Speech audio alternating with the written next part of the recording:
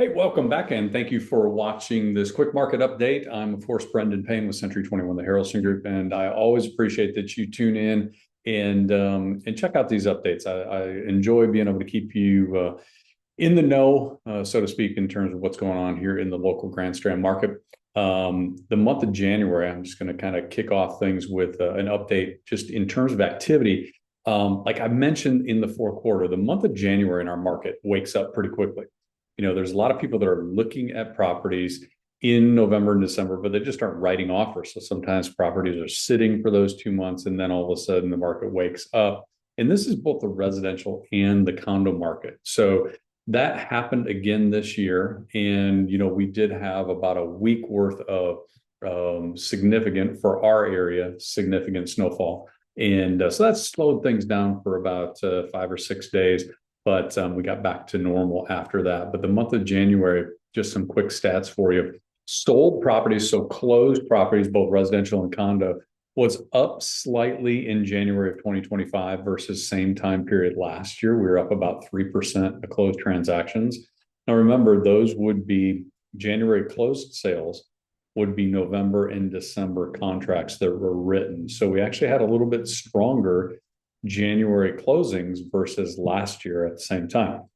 Now, new pendings in January were down slightly compared to last year, but I'm going to give you a little bit of explanation for that. So, in my opinion, it was overall kind of flat in terms of new pendings January versus last year, but the numbers do show contracts that or properties that went under contract was down, but just slightly. Really, overall, when you talk about 2 to 3% differences, it's kind of flat. Average days on market right now, it was sitting at 99 days. Now that is up about 11 days. So it's taking about 11 days longer to sell a property along the Grand Strand than it was last year at this time. And it's still reasonable though. Most of the properties that I'm seeing go under contract are within that 60 to 80, 90 day time frame where they're getting offers. And of course, depending on the seller's pricing strategy, some are selling sooner than that, and some are taking a little bit longer because price and time are directly related. Now, interesting thing I'm going to share with you on the new construction, because I think from a homeowner standpoint, a lot of times that silent enemy sometimes is the new construction competition that you've got out there, and they are a factor in our market. If you've been here recently, you see there's so many new communities. And they are, in fact, competition. So I want to give you a little bit of a bright spot here, though. If you are a residential or condo owner and thinking about the possibility of selling in 2025, there's a little bit of good news that I'm seeing so far as a little bit of a trend. New construction listings in January of 2025, so this past month, were down over 15% compared to January of 2024. Now, it hasn't been trending like that for long, and we're going to keep an eye on it. But new construction, new listings were down, and also new pendings were down almost 6.5% in January. Part of that is because there's fewer available, and also that metric of being down in new construction is part of where I think the overall pendings were affected. So overall new pendings were down 2%, and new construction pendings down 6.5% in January. Those two are directly related.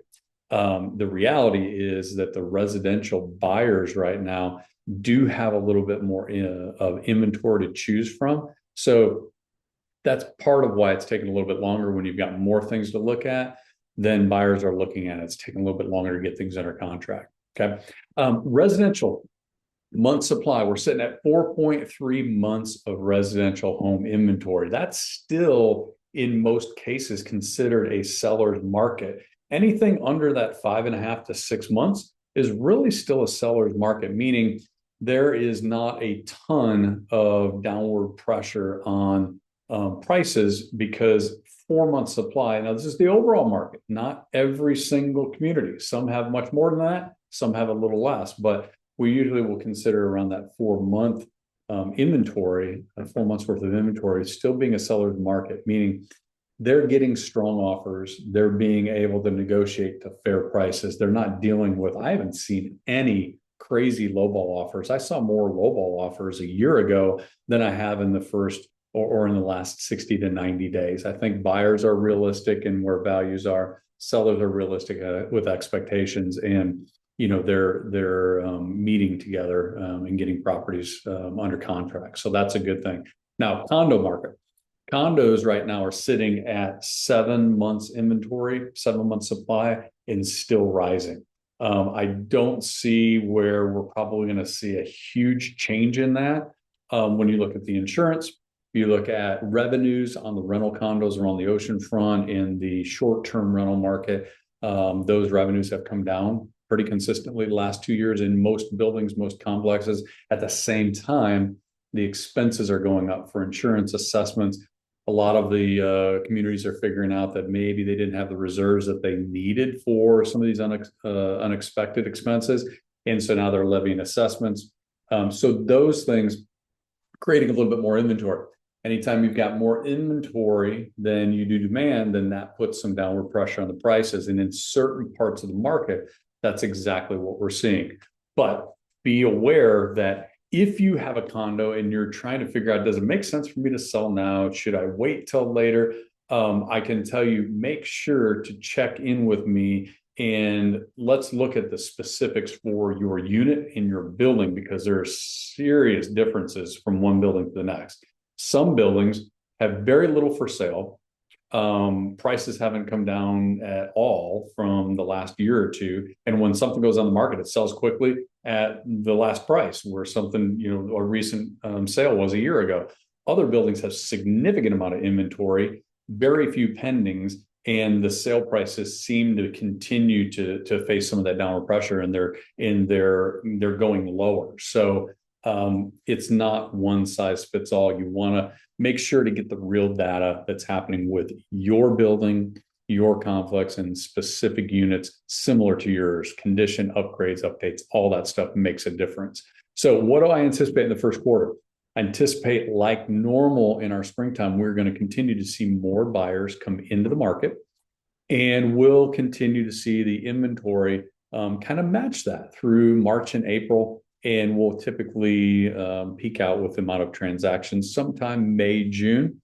There is a lot of excitement around the market in terms of just the activity. I mean, I've been here selling this market for 20 years, and I look back 20 years ago, it was such a seasonal market still, and now it's a year-round destination market. And there's so many things going on within the community and culture and just different things that are being added that it's still a destination, whether it's for vacation home ownership or primary residences.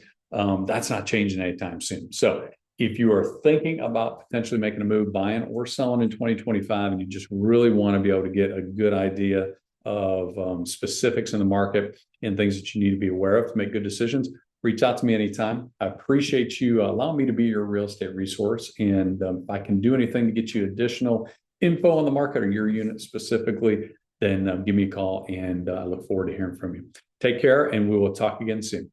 Bye-bye.